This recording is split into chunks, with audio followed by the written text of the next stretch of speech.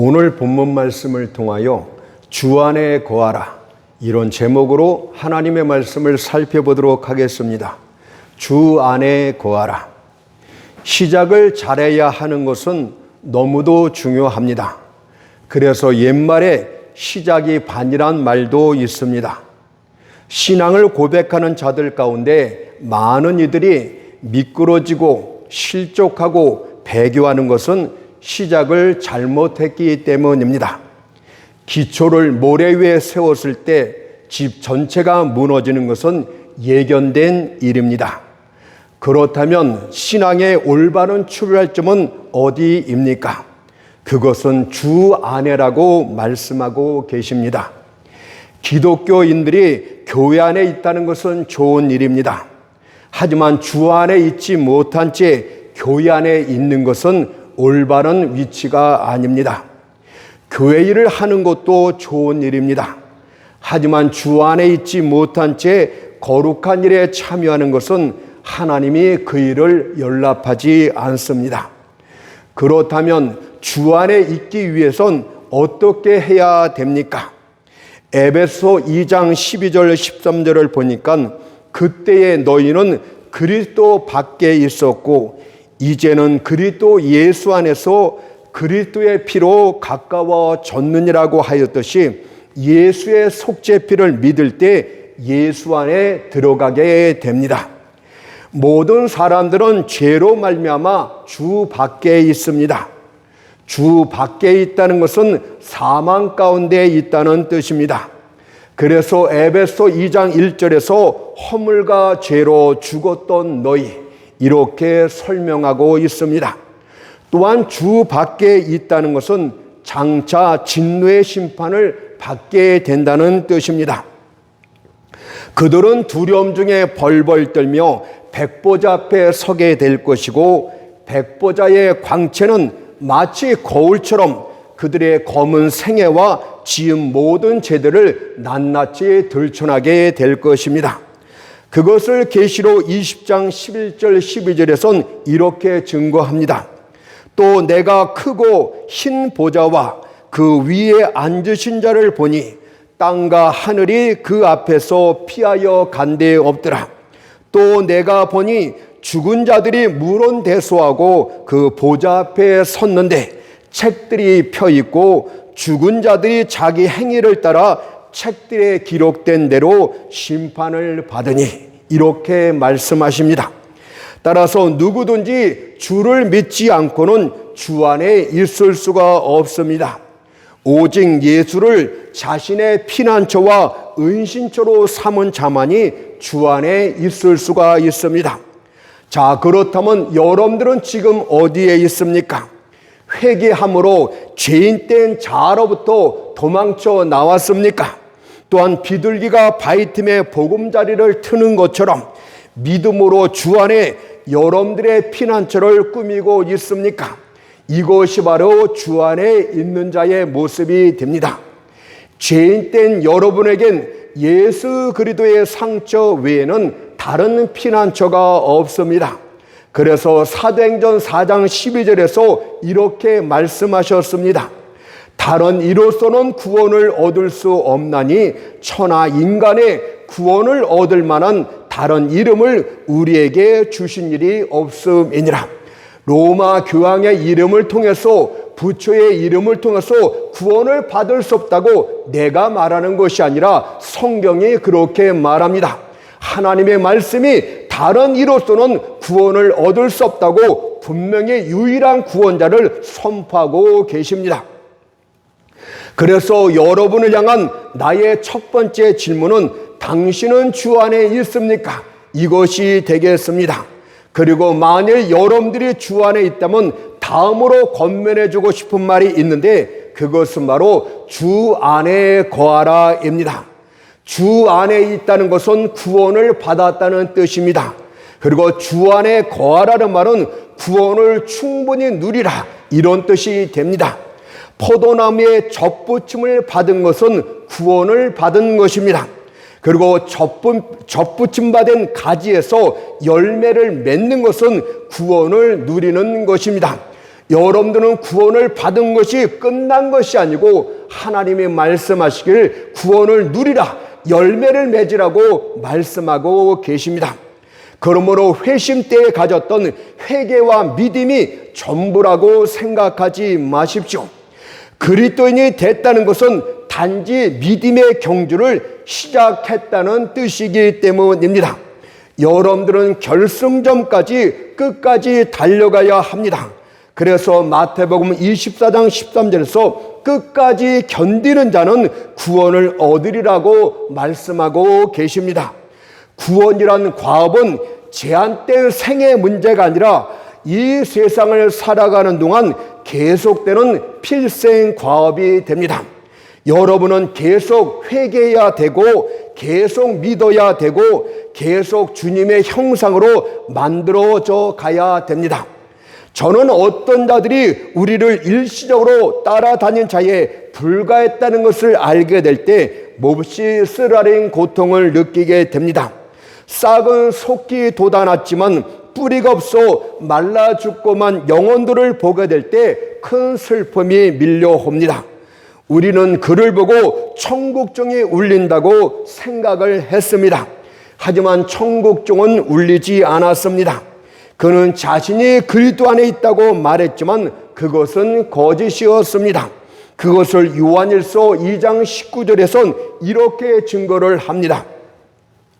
저희가 우리에게서 나갔으나 우리에게 속하지 아니하였나니 만일 우리에게 속하였다면 우리와 함께 거하였으려니와 저희가 나간 것은 다 우리에게 속하지 아니함을 나타내려 함이니라고 말씀하고 계십니다. 본문의 포도나무와 가지의 비유 말씀은 그리스도를 떠난 거듭나지 못한 자들에 대한 말씀이 아닙니다. 왜냐하면 주께서는 이미 제거된 가룟 유다를 제외한 11제들에게 둘러 있으셨을 때 이 말씀을 하셨기 때문입니다. 따라서 이것은 이미 깨끗하여 졌고 줄기 대신 그리스도에게 접붙임 받은 자들에게 주시는 말씀입니다.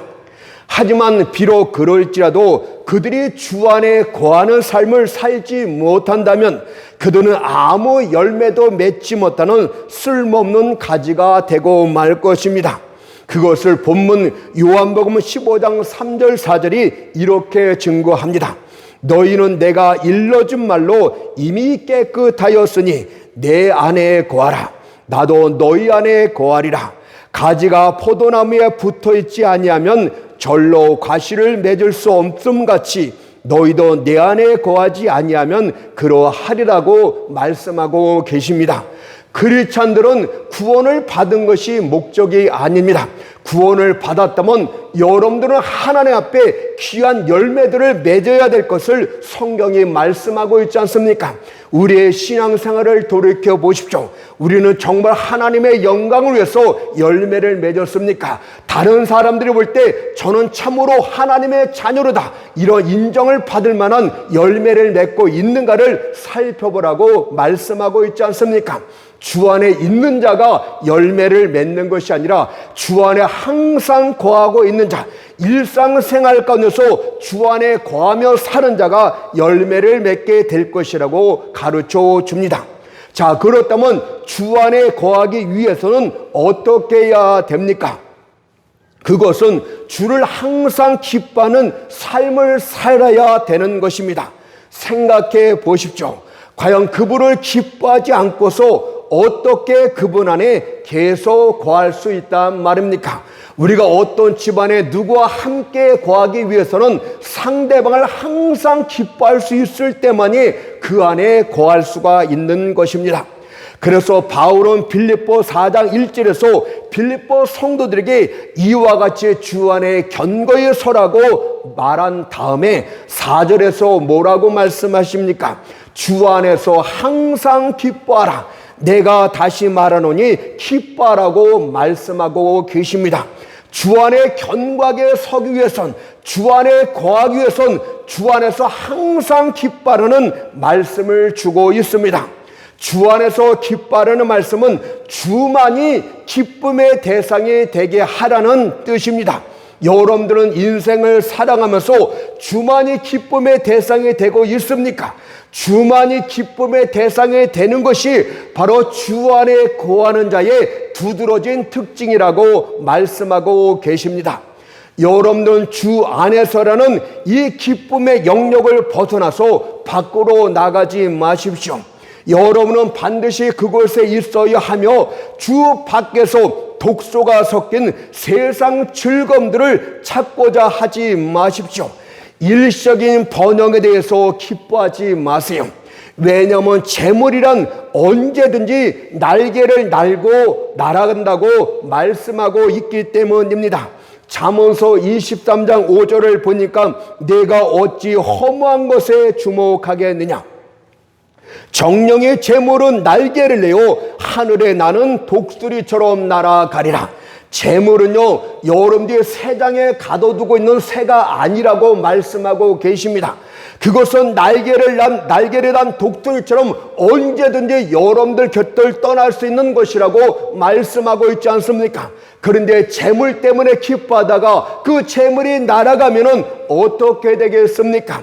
세상 다른 즐거움들은 일시적인 것에 불과합니다. 따라서 그런 기쁨들로 주 안에 거하려 하는 자들이 있다면 그것들이 시들어졌을 때 여러분들은 주의 곁을 떠나게 됩니다. 여러분들 기복신앙 좋아하지 마세요. 하나님이 축복을 주셔야만 주 안에 거하는 자들, 그 물질이 없어지면 어떻게 하시렵니까? 기쁨이 사라지고 여러분들은 주를 떠나게 될 것입니다. 그러니 여러분들 물질이 많든 없든 간에 주 한 분만을 여러분들의 기쁨의 대상으로 삼으십시오. 항상 주 안에 기뻐하면서 주 안에 기뻐하는 자가 주 안에 거할 수 있다고 말씀하고 계십니다. 비록 여러분이 어떤 사람으로 기뻐할 수 없을 때라도 여호와로만 기뻐해야 된다고 성경은 가르쳐 줍니다. 무화과 나무가 무성치 못하며 우리의 가축이 없고 모든 것이 시들어 죽어갈 때도 여호와 주로만 기뻐하라고 말씀하고 계십니다. 낮이 변하여 저녁이 되고 저녁이 변하여 칠흑같이 캄캄한 밤중으로 되었다 할지라도 여러분들은 여호와로 기뻐할 수 있어야만 됩니다. 심령 가운데 빼져 하룻밤 하루낮을 보낸다 할지라도 돌에 맞기도 하며 거짓 형제들로부터 고난을 받으며 생명의 위협을 당한다 할지라도 여러분들 여호와로 기뻐하도록 하세요. 이것이 주 안에 거하는 방법이라고 성경은 가르쳐 줍니다. 또 여러분들이 기뻐할 만한 것을 많이 갖고 있다 할지라도 주님만으로 기뻐하도록 하세요. 여러분들 상에 좋은 것들을 잔뜩 배설해 놓고 여러분들의 잔이 축복으로 넘칠 때도 그것들로 기뻐하지 말고 주님만으로 기뻐하라고 말씀하고 계십니다. 푸른 초장 쉴만한 물가로 기뻐하지 말고 그리로 인도하시는 목자 되신 주님으로 기뻐하라고 말씀하고 계십니다.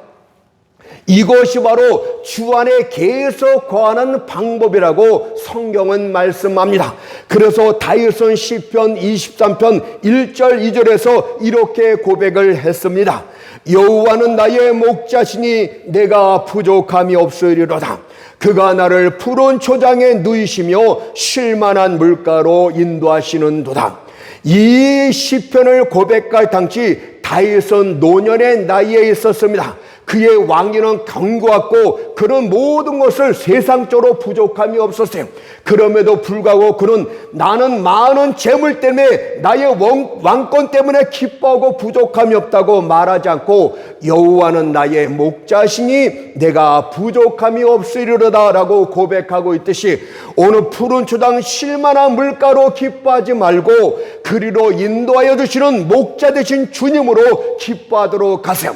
또 기뻐할 만한 것이 지금 당장 없다 할지라도 여호와로 기뻐하도록 하세요. 여러분들 심령 가운데 깊어 빠져있다 할지라도 원망이나 불평하지 말고 주 안에서 주로 기뻐하도록 하세요. 낮이 밤으로 반했다 할지라도 여러분들 슬퍼하지 말고 여호와로 기뻐하도록 하세요. 그러면 여러분들은 주 안에 거하는 자가 될 것이고 그로 인한 많은 축복을 얻게 될 것이라고 오늘 본문이 가르쳐주고 있지 않습니까? 따라서 우리는 오늘 본문 말씀을 통하여 주 안에 거하는 자와 관련해서 다음과 같은 두 가지 사실을 살펴보도록 하겠습니다. 첫 번째는 주 안에 거하는 자가 맺는 열매에 대해서 살펴보도록 하고, 두 번째는 주 안에 거하는 자가 누릴 특권에 대해서 말씀을 드리겠습니다. 첫 번째, 주 안에 거하는 자가 맺는 열매에 대해서 말씀을 드리겠습니다. 열매라는 것은 생명으로부터 나오는 것입니다. 죽은 가지에선 열매를 딸 수가 없습니다. 또한 열매는 일순간에 얻는 것이 아니라 성장을 통해서 얻게 됩니다. 여러분들 주 안에 거하고 있습니까? 열매가 당장에 나오지 않아요. 또 열매가 나온다 할 때도 얼마나 쉬고 떨습니까? 여러분들 시간이 많이 흘러야 하나님이 기뻐하시고 사람들이 볼 때 정말 기뻐하고 달콤한 열매를 맺게 됩니다.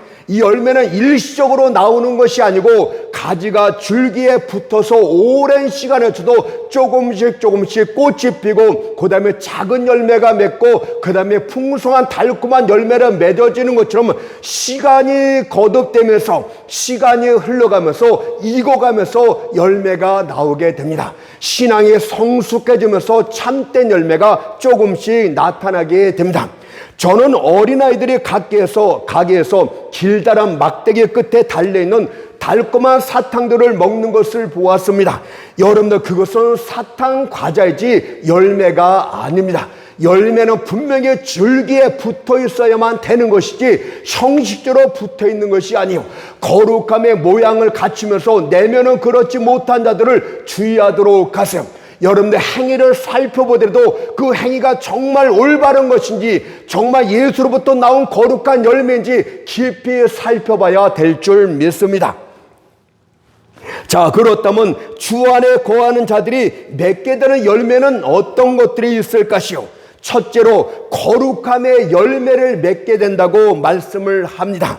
구원의 목적이 무엇입니까? 천국 가는 거요, 천만의 말씀입니다. 그것은 그냥 단순히 그냥 부수적으로 오는 것 따름이고, 구원의 목적은 여러분들이 이 땅에서도 거룩함으로 익어가는 것이 구원의 목적이라고 말씀하고 계십니다. 그래서 에베소 1장 4절에서 우리를 택하사 우리로 사랑 안에서 그 앞에 거룩하고 흠이 없게 하시려고 우리를 택하셨다고 말씀하고 있지 않습니까?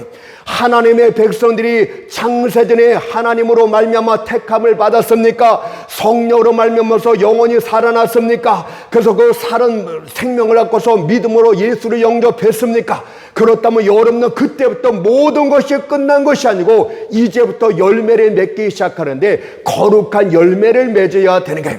하나님의 백성이라고 칭하는 자들이 거룩함의 열매를 맺지 못하고 있다는 것은 새빨간 거짓말일 수밖에 없는 것입니다. 하나님이 여러분들을 구원하셨다는 것은 거룩함의 열매를 맺게 하기 위해서 목적이 그것이라고 말씀하고 있지 않습니까? 목사들이 타락과 음란 가운데 빠지는 거 어찌 그들이 구속감을 받은 자의 모습이라고 할 수 있겠습니까? 여러분들, 성경은 말이요, 목사이기 때문에, 전도사이기 때문에 구원받았다고 말한 적은 한마디도 없습니다. 성경은 여러분들 거룩함의 열매를 통해서 저들이 하나님의 자녀인지 거룩함의 자녀인지를 살펴볼 수 있을 것이라고 말씀하고 있듯이 구속의 목적은 거룩함입니다. 따라서 우리는 베드로전서 1장 16절에서 내가 거룩하니 너희도 거룩할지어다, 이런 명령을 받게 됩니다. 또한 고린도서 6장 17절에서는 이런 명령도 받습니다. 너희는 저희 중에서 나와서 따로 있고 부정한 것을 만지지 말라. 그런데 하나님의 백성들을 보십시오. 요즘에 하나님의 백성들은 세상 사람들과 구별이 되지 않습니다. 똑같은 쾌락을 추구하고 똑같은 동기로 살아가고 있지 않습니까? 하나님을 예수를 주로 영접하고 고백하는 자들이 어떻게 세상 사람들과 똑같이 살아갈 수 있단 말입니까? 교회가 어떻게 세상과 구별되지 않는단 말입니까? 그런 일은 있을 수가 없어요. 그것은 타락했다는 명백한 증거가 아닙니까? 여러분들, 하나님은 말씀하세요. 내가 거룩하니 너희도 거룩할지어다. 너희는 저희 중에서 나와서 따로 있고 부정한 것을 만지지 말라고 분명히 말씀하고 있지 않습니까? 거룩함이 있다면 그가 조금 부족하고 여러분 가난하고 누창 곳에 살다 할지라도 그는 천국 백성이고 하나님의 사랑을 독차지한 진정한 하나님의 자녀가 됩니다. 그러나 우리가 교회에서 높은 자리를 갖고 있다 할지라도 가룟 유다처럼 생명책엔 이름이 기록되지 않을 수도 있다는 사실을 명심해야 됩니다. 그렇다면 성경이 말하는 거룩은 무엇입니까? 거룩과 도덕적인 깨끗함은 아주 다른 것입니다. 만일 도덕이 겉을 깨끗하게 만드는 것이라면 것은 안을 깨끗하게 만드는 것이, 사람들은 교육을 통해서 훈련해서 도덕적으로 깨끗한 모양을 갖추려고 애를 씁니다. 그러나 그것은 겉을 깨끗이 하는 것이지 안이 본질적으로 깨끗해진 것은 아니요. 우리는 태어날 때부터 죄 중에서 잉태되었다고 말씀하고 있지 않습니까? 우리 안에는 죄성이 뿌리를 내리고 있어요. 성령으로 다시 타연하고 여러분의 죄성이 바뀌어야만 된다고 성경은 말하고 있어요. 그래서 니고데모가 주님 앞에 왔을 때 너는 거듭나야 되겠다, 이렇게 말씀하고 있지 않습니까? 니고데모는 도덕적으로 아주 네모 반듯한 사람이었습니다. 사람들이 그를 온통 칭찬하지 않습니까? 그럼에도 불구하고 주님이 이런 경건한 니고데모에게 야, 너는 거듭나야 되겠다, 본질부터 뿌리부터 깨끗해져야 되겠다고 말씀하고 있고, 그렇지 않으면 천국을 볼 수 없을 것이라고 말씀하셨다면 우리는 겉을 깨끗이 하는 도덕적인 깨끗함이 중요한 것이 아니라 내면부터 깨끗해질 것을 말씀하고 있습니다. 사람들은 겉을 깨끗히 하는데 주목하지만 하나님은 내면부터 깨끗해서 점점 바깥으로 나가게 하는 게, 그래서 우리가 거듭나지 못하고 새로운 본성을 가지 못한 자가 교회 안에서 거룩함의 흉내를 내는 것은 얼마나 힘이 들고 고통스러운 신앙생활입니까? 여러분, 장로들이 사람들에게 거룩함을 보기 위해서 걸음걸이도 천천히 하고 모든 면에서 거룩한 척하지만 내면이 거룩하지 못하면 얼마나 고통스러운 신앙생활이 되겠습니까? 여러분들, 성경이 말하는 거룩함은 자발적으로 자연스럽게 나온대요. 우리가 일부러 하려고 그러는 것이 아니라 내면이 성령으로 거듭났기 때문에 우리 내면으로부터 거룩함이 나오게 된다고 말씀하고 있으니 얼마나 신앙생활이 자유롭습니까? 그래서 예수가 여러분들을 자유케 하신다고 말씀하고 있는 것입니다. 도덕은 사람들을 향해서 있는 것이에요. 도덕적으로 깨끗하다는 것은 사람들과 관련해서 있는 것이지만 거룩은 하나님 앞에서 성결하고 신성하게 되는 것이 바로 거룩입니다. 도덕적인 깨끗함은 예를 들어서 어떤 가정부가 가정에서 침대 밑으로 먼지들을 쑤셔놓거나 구석진 곳에 쓰레기를 쑤셔 박는 것처럼 겉으로만 깨끗하게 보이는 척하는 것이 도덕적인 깨끗함입니다. 그렇다면 거룩은 무엇입니까? 비록 사람들이 땅을 파헤친다 할지라도 아간이 숨겨놓은 거짓된 것, 죄악된 것을 발견하지 못하는 것이 진짜 거룩입니다. 오늘 하나님께서 여러분의 내면을 들춰냈을 때 죄악된 것이 없습니까? 아간 같은 죄악이 없습니까? 그것이 거룩이라고 말씀하고 있어요. 그래서 하나님의 백성들은 잠깐 잘못했다 하더라도 하나님 앞에 무릎을 꿇고 눈물을 흘리면서 회개를 합니다. 하나님은 내가 저에게 잘못했던 이 죄를 용서해 주시옵소서. 그래서 그들은 날마다 삶 가운데서 회개가 나오고 믿음이 나올 수밖에 없는 것 아니겠습니까? 성도들은 천국 백성입니다. 빌립보서 3장 20절에서 오직 우리의 시민권은 하늘에 있는지라. 시민권이 있는 곳이 그곳의 백성이 아닙니까? 비록 여러분들 이 세상에서 잠시 머물고 있을지는 모르겠지만 여러분들의 진짜 시민권은 저 천국에 있어요. 그래서 영적으로 볼 때는 여러분들은 이 세상에 거하고 있지만 세상적인 영적인 눈으로 볼 때는 여러분들은 외국인에 불과합니다. 따라서 이 땅을 지나는 동안 여러분들은 천국 백성답게 거룩함을 보이는 것이 마땅합니다. 성도와 세상 사람 사이에는 높이 날아오르는 거룩한 수랍 천사와 땅에 기어다니는 벌레 차이가 있어야만 됩니다. 기독교인들은 세상 사람들과 비교할 때 조금 낫다 이런 정도가 아니라 완벽하게 확연하게 대조가 돼야 됩니다. 성도는 세상 사람들과 비교하는 것이 아니라 대조가 돼야 된다는 뜻입니다. 생명과 죽음이 대조되는 것처럼, 빛과 어둠이 대조되는 것처럼, 흰 것과 검은 것이 대조되는 것처럼 뚜렷한 대조를 보여야 됩니다. 하나님을 믿지 않는 자들은 영적으로 죽은 자예요. 그래서 하나님의 살아계심을 알지 못합니다. 영적인 모든 것들은 다 죽은 자예요. 그들은 천사가 있는지 천국과 지옥이 있는지 전혀 알지 못하는 영적 사망자들입니다. 그러나 여러분들은 살아있는 영적 생명을 가진 자들 아닙니까? 대조가 돼야 되는 거예요.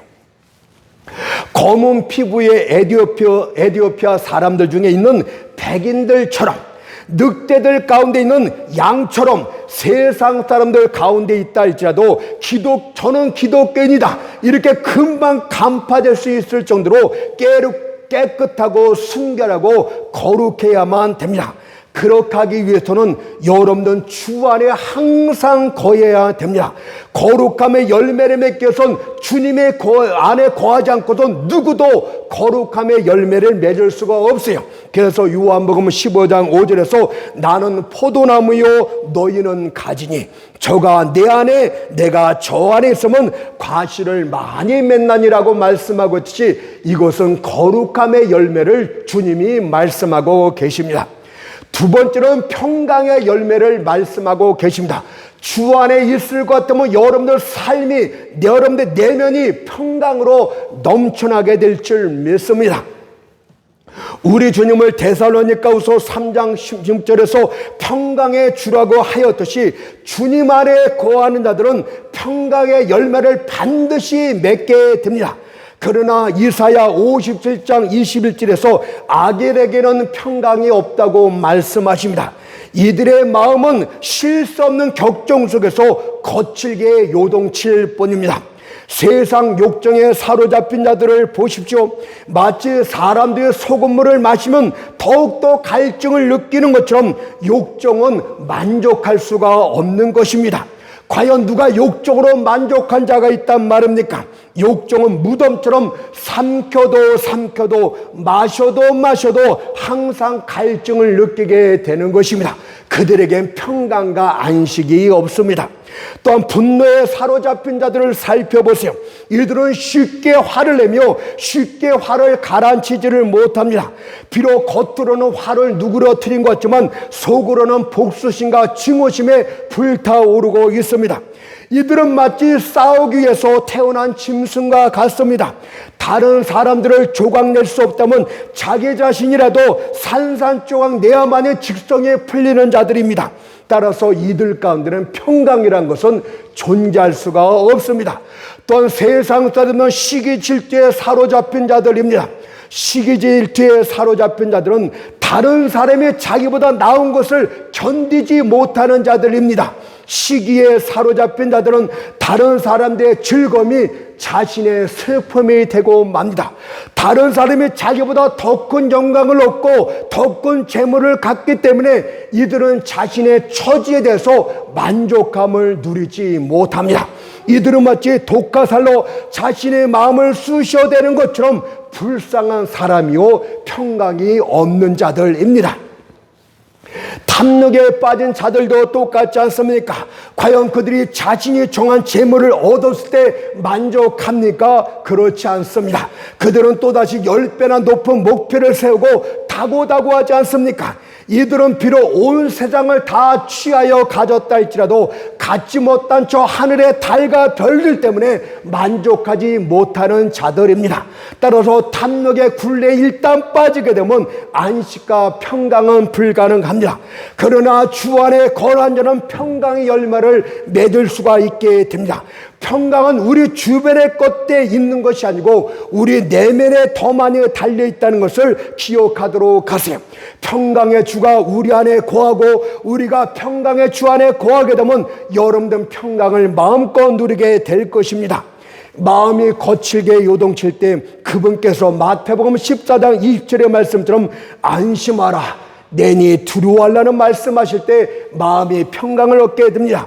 환경이 거치게 요동합니까? 그분께서 마가복음 4장 39절의 말씀처럼 잠잠하라 고요하라고 꾸짖으시면 모든 환경에 잠잠하게 되고 고요하게 되는 것입니다.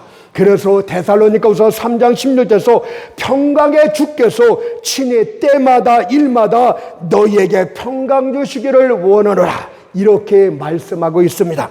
마지막으로는 성령의 열매를 맺게 된다고 말씀하고 계십니다. 여러분들 그리스도인의 정의를 어떻게 내리고 있습니까? 교회에 오래 다녔기 때문에 그리스도인입니까? 교회에서 높은 직책을 가졌기 때문에 그리스도인입니까? 아니면 세례식을 받았기 때문에 그리스도인입니까? 성경은 그런 말을 한마디도 하지 않습니다. 성경은 그리스도인들을 영적으로 정의를 내리고 있는데 그 안에 성령이 거하는 자를 그리스도인이라고 성경은 정의를 내립니다.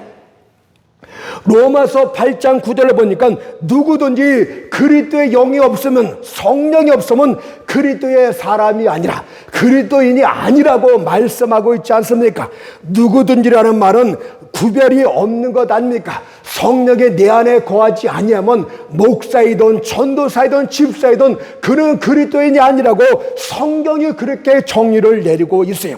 그리고 성령께서 여러분들 안에 내주하고 있습니까? 그렇다면 여러분들은 반드시 열매를 맺게 되는데 그것이 성경이 말하는 9가지 성령의 열매입니다. 갈라디아서 5장 22절 23절 말씀 보세요. 오직 성령의 열매는 사랑과 희락과 화평과 오래 참음과 자비와 양성과 충성과 온유와 절제니. 여러분들 이 9가지 설명을 다 설명할 수는 없어요. 아주 간단하게 말씀드리고 마치려고 합니다. 첫 번째 성령의 열매는 사랑인데 이것은 그냥 사랑이 아니에요. 남녀 간의 사랑이 아니에요. 부모와 자식 간의 사랑이 아니에요. 아가페 사랑을 말합니다. 아가페 사랑은 마태복음 5장 44절에서 너희 원수를 사랑하라. 원수를 사랑하는 것이 아가페 사랑입니다. 여러분들 자식도 사랑하지 못하는 부모들이 많은데 원수를 사랑하는 마음을 갖는 것은 성령의 열매로 말미암지 않고서는 이런 아가페 사랑을 절대 맺지 못한대요. 또 마태복음 19장 19절에서 내 이웃을 내 몸과 같이 사랑하라고 말씀하고 있어요. 이웃을 자기처럼 사랑할 수가 있겠습니까? 인간의 본소를 할 수가 있습니까? 절대 불가능해요. 성령의 초자연적 역사로 말미암아서 맺어지는 열매가 바로 아가페 사랑의 열매라고 가르쳐 줍니다. 주님께도 죄인된 여러분들 모든 인생들에서 십자가에서 모든 피함으로 흘리셨던 것이 바로 아가페 사랑입니다. 두 번째 열매는 기쁨을 말하는데 이것은 희락이라고도 말하고 세상에서 말하는 행복이라고 말할 수도 있습니다. 그러나 사람들은 행복을 추구하지만 행복을 찾는다고 해서 찾아지는 것이 아니요, 주위 환경이 호의적일 때만 잠깐 그들은 행복하다고 말합니다. 그러나 세상 사람들이 말하는 행복과 성령의 열매인 희락과는 본질적으로 다릅니다.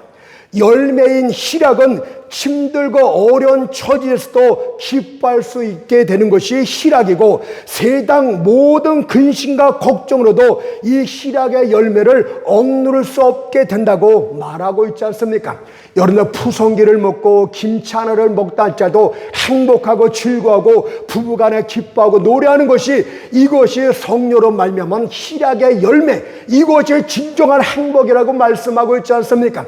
예수로 가득 찬 자, 피조물은 창조주로 말미암아서 행복할 수 있는데 여러분들 예수가 내 안에 가득하게 되면 이런 행복이 넘쳐나게 되는 줄로 믿습니다. 그 다음 화평, 평안이 있는데 이것은 앞에 평안과 겹치기 때문에 생략하도록 하겠습니다. 다음으로는 오래 참음, 인내가 있다고 합니다. 부당한 대우를 받지만 분노하지 않고 다른 사람들에 대해서 앙심이나 원한을 품지 않고 참고 견디는 것을 성경이 말하는 오래 참음의 열매라고 합니다.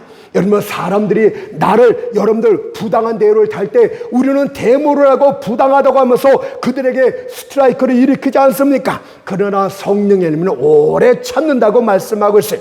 이것은 하나님의 일과 관련해서도 마찬가지입니다. 하나님이 약속하셨지만 그 약속이 빨리 나오지 않을 때, 하나님의 일을 하는 적에 여러분 어려운 고난을 당할 때도 참고 견디게 만드는 것이 오래 참음의 열매라고 말씀하고 계십니다.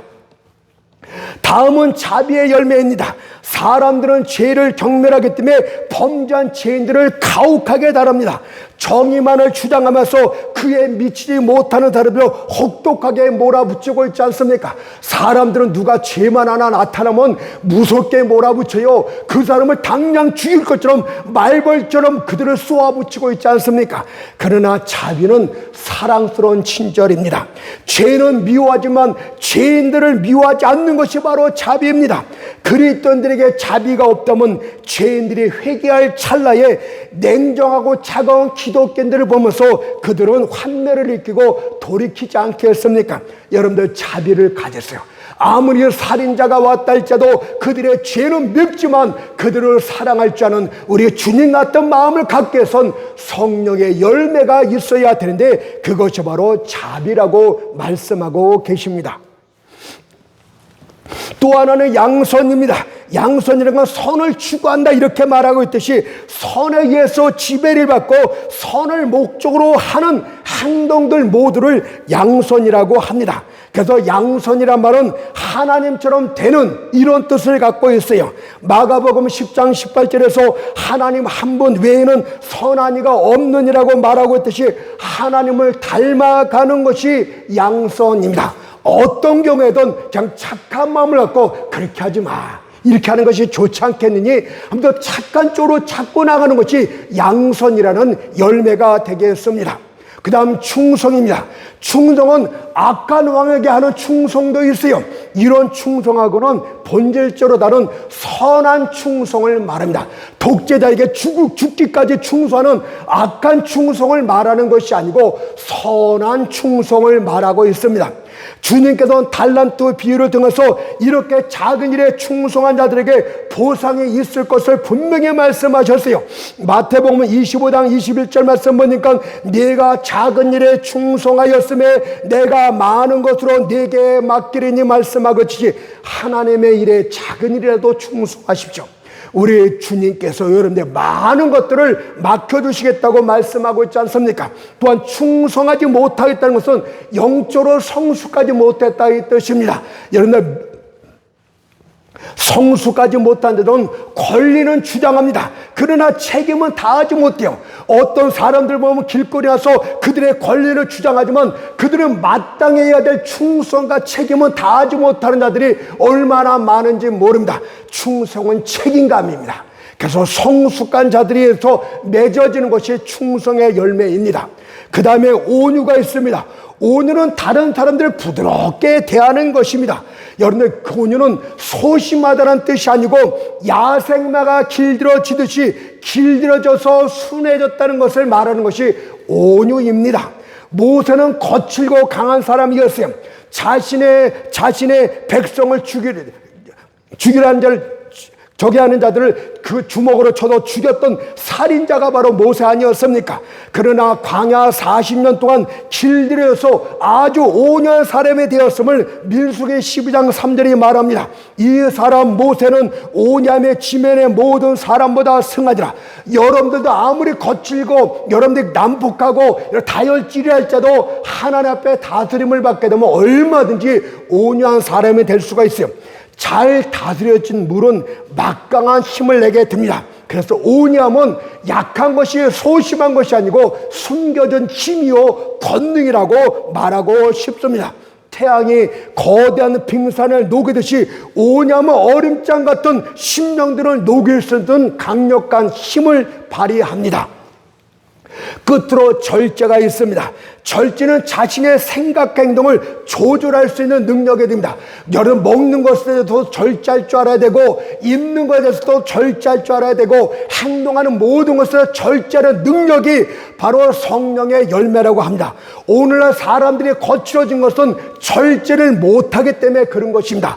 그리고 달리기 선수가 경기에 이기기 위해선 먹고 마시는 것 모든 것에 절제해야만 승리할 수 있듯이, 고린도서 9장 25절을 보니까 이기기를 다투는 자마다 절제하라니, 모든 일에서 무작정 방종하면서 하지 말고 절제를 잘해야 경쟁에서 이길 수가 있습니다.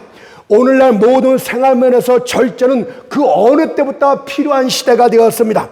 폭력과 이기심과 마구잡이의 삶이 날만한 이 세상에서 기독교인들은 절제하는 모습을 보여줄 수 있어야만 됩니다. 만일 기독교인들마저도 무절제하고 비틀거리게 된다면 세상 사람들이 본받을 본이 어디 있단 말입니까? 이러면 절제하도록 하세요. 물질에 대해서도 절제하고, 행동에 대해서도 절제하고, 먹는 것에 대해서 절제하고, 입는 것에 대해서도 절제를 해야 됩니다. 그렇다면 열매 맺지 못하는 그리스도는 어떻게 되겠습니까? 이들은 주 안에 거하지 않는 자들이라고 말씀하고 있고, 이들에 대해서는 요한복음 15장 6절에서 이렇게 말합니다. 사람은 내 안에 거하지 아니하면 가지처럼 밖에 버리고 말라지나니 사람들이 이것을 모아다가 불에 던져 사르니라. 어떤 일이 이것을 지옥불에 던져진다고 말하는데, 이건 지옥불이 아니에요. 이거는 이미 말씀을 구원받은 백성들에게 주시는 말씀을 가르쳐주고 있습니다. 주 안에만 있지 말고 주 안에 거하면서 오래 그분과 함께 생활하면서 열매하라는 말씀 아닙니까? 그래서 열매 맺지 못하는 하나님의 백성들은 지옥불이 아니라 불에 던지는 것은 유용성을 잃고 만다, 그 뜻입니다. 마치 마른 가지들이 불에 태워버리듯이 세상 가운데서 유용한 위치를 갖고 있던 여러분들이 그 위치를 잃어버리게 된다고 말씀하고 있지 않습니까? 하나님이 어떤 이에게 명예를 주고 높은 지위를 주고 또 물질도 주어서 하나님이 일을 잘하게 하려고 하나님이 그렇게 하신 것인데, 그것을 하지 않음으로써 마침내 그 자리를 잃게 된다는 뜻이 되겠습니다. 마지막으로 두 번째, 주 안에 거하는 자가 누릴 특권에서 잠깐 말씀드리고 마치겠습니다. 요한복음 15장 7절을 보니까 너희가 내 안에 거하고 내 말이 너희 안에 거하면 무엇이든지 원하는 대로 구하라. 그리하면 이루랴. 이것은 형통함의 기도 축복을 주시겠다는 뜻입니다. 요한복음 15장 5절에 보면 나를 떠나서는 너희가 아무것도 할 수 없느니라고 말씀하셨기 때문에 내 안에 거하면 모든 것을 할 수 있다, 이렇게 해석하는 자가 있는데, 그런 해석은 본문에 없습니다.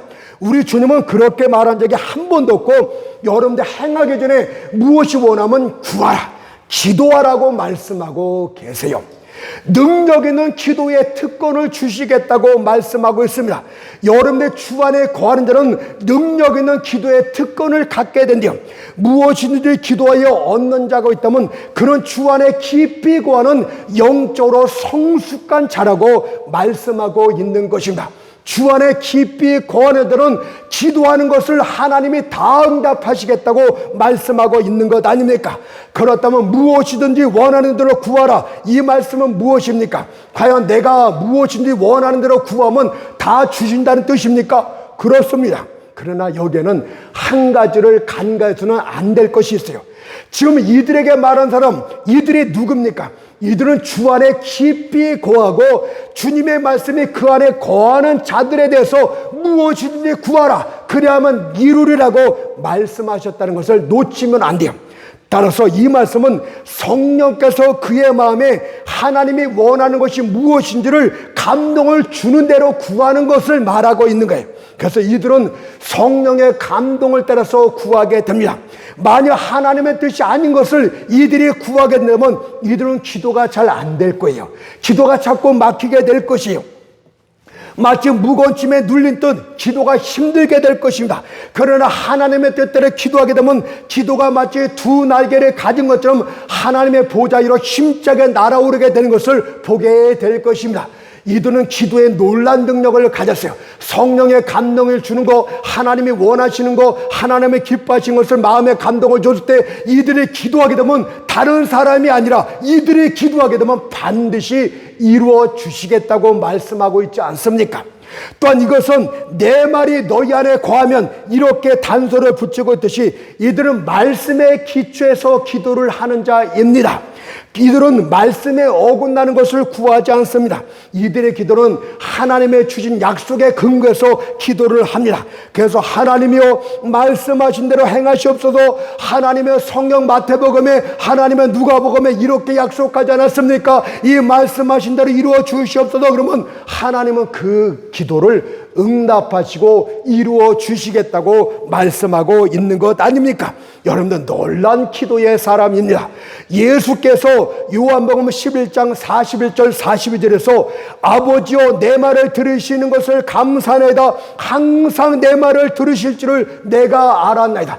주님의 기도를 항상 들으셨던 것처럼 주님 안에 깊이 거하는 자들도 동일한 기도의 신용을 갖고 있는 자라고 말씀드리고 싶습니다.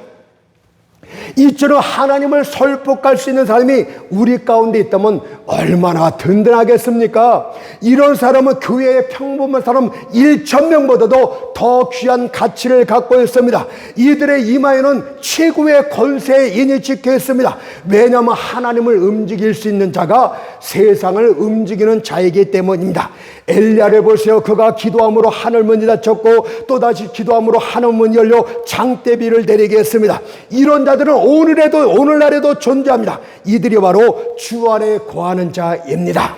주님의 말씀이 그 안에 거하는 자들입니다. 아무쪼록 여러분들이 그런 사람이 되기를 정말 기도드리겠습니다. 이제 결론을 맺겠습니다. 여러분은 가지가 줄기에 꼭 달라붙어 있듯이 주님께 꼭 달라붙어 있으십시오. 단 1초라도 그분으로부터 떠나 있지 마십시오. 주여 저는 주님을 떠나선 메마른 가지처럼 풀에 던져지고 맙니다. 저는 절대 주님 품을 떠나지 않겠습니다 라는 마음으로 주님 품에 항상 붙어 있으십시오. 무엇이 되든지 간에 무엇을 하든지 간에 그분 뜻 안에서 행하도록 하십시오. 그렇게 할 때 여러분들 성숙한 그리스도에서 많은 열매들을 맺게 될 것이고 또 여러분들 무엇이든지 구하는 대로 이루는 형통한 기도자가 되게 될 줄 믿습니다.